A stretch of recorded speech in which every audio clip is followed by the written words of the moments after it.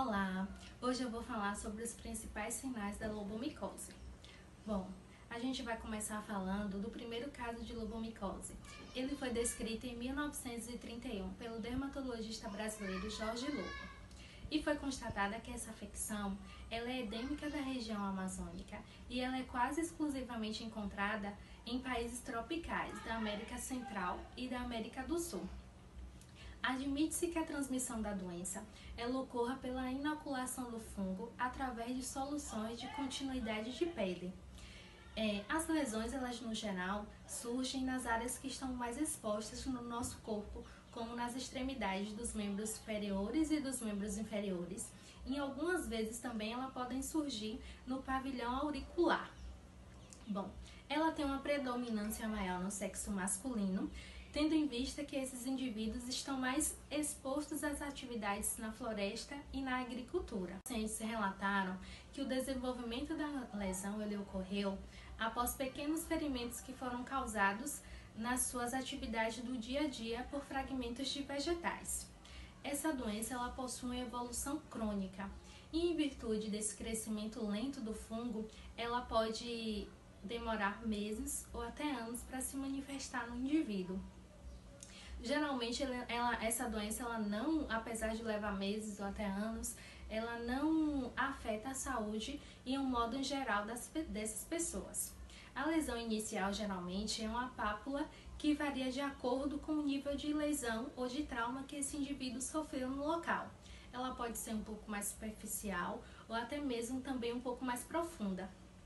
As lesões, elas apresentam geralmente um aspecto brilhante de mácula. Ela pode ser nódulo, placas ou até mesmo uma úlcera que pode ser desenvolvida nesses indivíduos, embora sua principal característica seja de nódulos queiloidianos. Esses nódulos eles podem ser confluentes ou eles podem ser também isolados. E os tamanhos desse nódulo, eles geralmente vão aumentando de acordo com a evolução da doença, que pode ocorrer anos depois.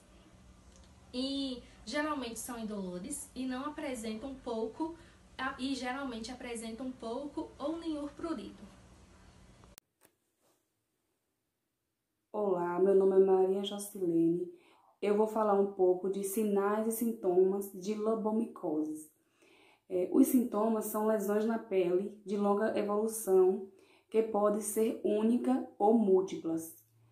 As localizações mais frequentes são as extremidades inferiores, o ouvido externo e as extremidades superiores, sendo menos frequente no rosto, no pescoço, no tórax. Essas lesões elas podem adotar diferentes aspectos.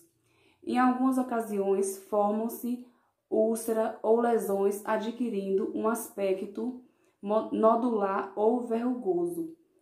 Os pacientes podem apresentar dor, coceira nas áreas afetadas. Eu espero ter ajudado vocês um pouco a entender sobre os sintomas do lobomicose. Obrigada, uma ótima noite. Olá, boa noite. Estou aqui para falar um pouco sobre os agentes causadores da lobomicose, né? Que é um fungus, né? As micoses profundas, elas englobam em um grupo de doenças causadas por fungos, né? E que atinge preferencialmente a dermo, o tecido celular subcutâneo, produzindo reações inflamatórias granulamentosas, né? A lobomicose, ela é uma doença de infecção fúngica crônica causada por Lacásia loboi, né? E afeta a pele do ser humano e os membros da família da epinídeo, né? Os golfinhos, né? E a lobomicose, ela também é uma lepra chamada lepra do Caiabi, né? E foi nessa época que teve uma pesquisa, né? E o primeiro dermatologista brasileiro, que ele foi atender um doente, né? No Vale da Amazônia, e daí ele descobriu e ficou conhecida como micose Jorge Lobo, né? E também teve diversos sinônimos, né? Que foi lacosiose ou a blastomicose queloidal, né? e teve diversas pesquisas. E se você vê que ela é uma doença humana, né? E que ocorre em regiões do clima tropical, né? E assim, ela é um fungo que é na pele. E você vê e observar, elas são rodinhas de caroço, ela aparece no peito, aparece em orelhas, nas pernas, né? Então, ela tem séries de forma de nascer na pele do ser humano e também que ela também sai nos golfinhos, né? Então, os meus colegas vai aprofundar mais em pesquisa e vocês vão ver, né? Vão descobrir tratamentos, né? Vão descobrir a forma de se cuidar desse tipo de fungo que é a lobomicose, né? Então, eu agradeço pela atenção de todos e tenham uma boa noite.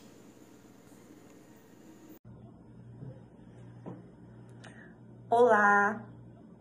Eu vou falar um pouquinho para vocês hoje a respeito do fungo causador da lobomicose.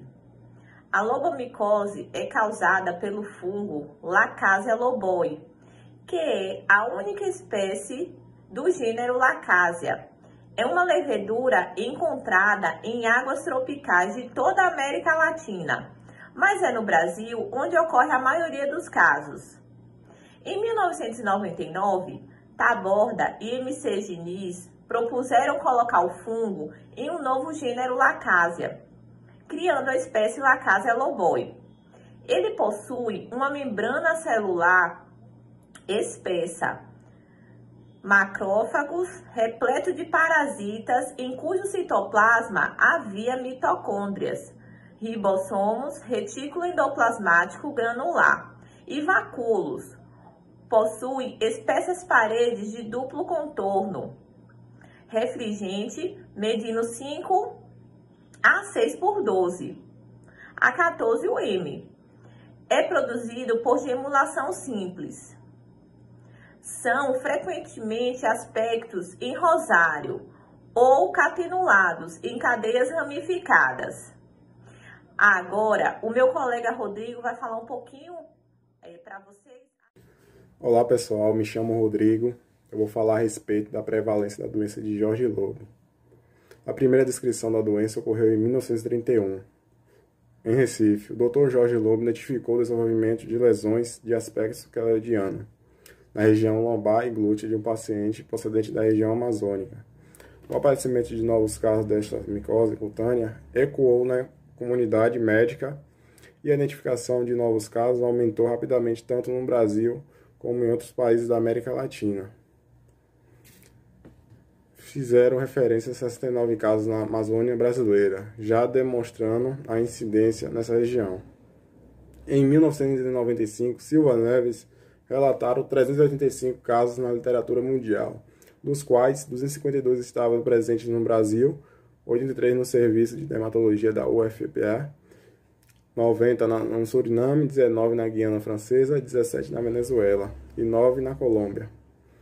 Um estudo realizado no Instituto Lauro Souza de Lima, em Bauru, revelou que 458 casos publicados no mundo, dos quais 295 ocorreram no Brasil. Boa noite, meu nome é Maria Catiane e estarei falando sobre o diagnóstico da lobomicose. O diagnóstico da lobomicose é feito mediante o exame clínico e a presença do fungo no exame histopatológico ou citológico. É rápido e seguro. Com uma retirada de um fragmento de pele no microscópio, é possível fazer o diagnóstico. O exame histopatológico apresenta hiperplasia pseudoepitélio-matósia, associada à inflamação crônica granulomatosa com células gigantes, tipo Langerhans, contendo escleróticas numerosas. Os cortes histológicos de biópsias da lobomicose são corados de retina pela hematoxilina eosina, eficaz para o diagnóstico. Técnicas histoquímicas são empregadas para a demonstração de peculiaridade do parasito, composição de granuloma. A epiderme apresenta aspecto às vezes normal, atrófico, hiperplásico ou ulcerado.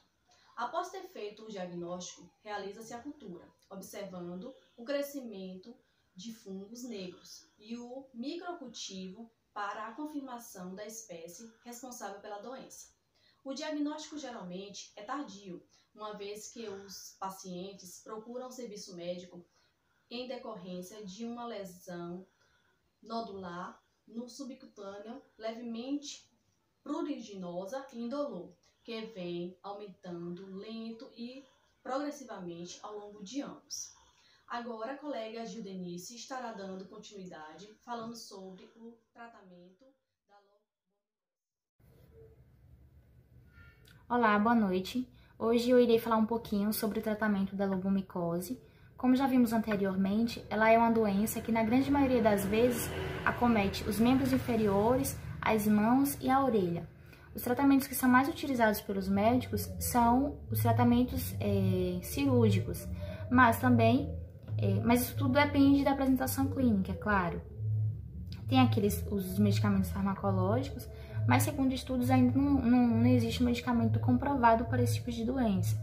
Os medicamentos que são mais utilizados são os antifúngicos, como o cetoconazol, a anfotericina B, o itraconazol, e tem também a questão dos procedimentos cirúrgicos, como a criocirurgia, que é um procedimento terapêutico baseado no tratamento de lesões pelo frio, ou seja, quando a nossa pele ela sofre algum resfriamento rápido, inúmeras alterações imunológicas elas podem vir a acontecer, fazendo com que o nosso tecido sofra uma apoptose, ou seja, apoptose que é morte celular programada.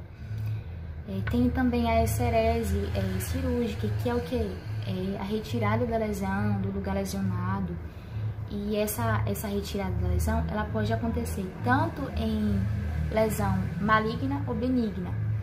Mas todo esse tratamento, para que os pacientes façam esse tipo de tratamento quando se diz respeito a procedimento cirúrgico, é necessário que eles já venham fazendo acompanhamento a longo período de tempo, porque devido à recorrência dessa dermatose. Lembrando também que essa doença, quando ela não é tratada com antecedência, ela pode vir a se tornar uma doença crônica.